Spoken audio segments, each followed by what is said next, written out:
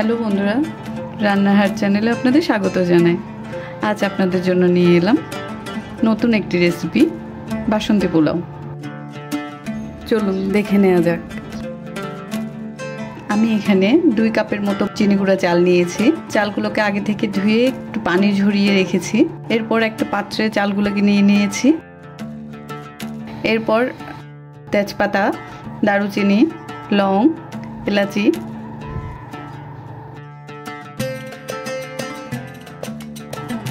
আদা বাটা, পরিমাণ মতো লবণ, এরপর 1 চা চামচ ঘি দিয়েছি। এরপর রঙের জন্য হলুদ দিয়েছি। এরপর সবকটা উপকরণ আমি ভালোভাবে চালের সাথে মাখিয়ে নিলাম। ভালোভাবে মাখা হয়ে গেলে আমি অন্য পাশে একটা প্যান বসিয়ে এতে 1 চা চামচ ঘি দিয়েছি। প্রথমে তেল দিয়েছি, এরপর 1 চা চামচ ঘি দিয়েছি।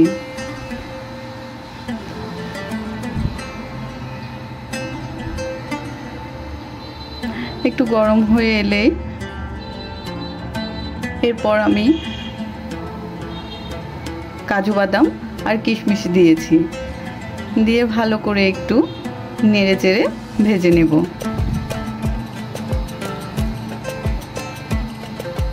এই তো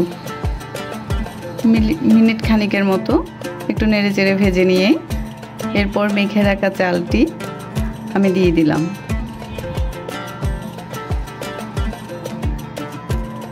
এরপর আবার ভালো করে একটু তেলের মধ্যে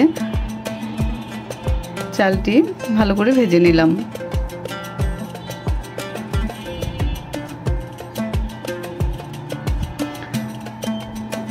মিনিট 2 মতো ভাজার পরে চালটি ভাজা হয়ে এলে এরপর পরিমাণ মতো গরম জল দিয়ে দিয়েছি। আমি এখানে 2 কাপ চালের জন্য 4 কাপ জল দিয়েছি। আপনারা আপনাদের পরিমাণ মতো জলটি ব্যবহার করবেন।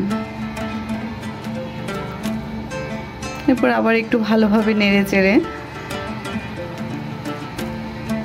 1 চা চামচের মতো গরম মশলার গুঁড়ো দিয়ে দিব।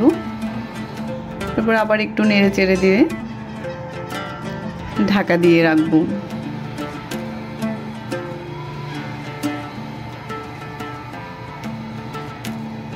এই তো 5 মিনিট পর দেখলাম আমাদের বাসন্তী পোলাও প্রায় 80% হয়ে গেছে। এরপর 2 টেবিল চামচ চিনি দিয়েছি।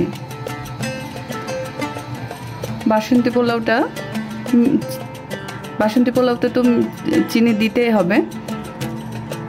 আপনারা আপনাদের পরিমাণ মতো বুঝে, কেউ বেশি খায় কেউ কম খায় বাসন্তী পোলাওতে চিনিটা, এটা বুঝে তারপর দিবেন। এরপর কেটে রাখা কয়েকটি কাঁচামরিচ দিয়ে আবার 5 মিনিটের মতো ঢাকা দিয়ে রেখেছি। এই তো রেডি হয়ে গেছে আমাদের বাসন্তী পোলাও। আপনারা খুব সহজে আপনাদের বাড়িতে বানিয়ে নিতে পারবেন। আমি সেদিন বাসন্তী পোলাওর সাথে মাটনও করেছিলাম।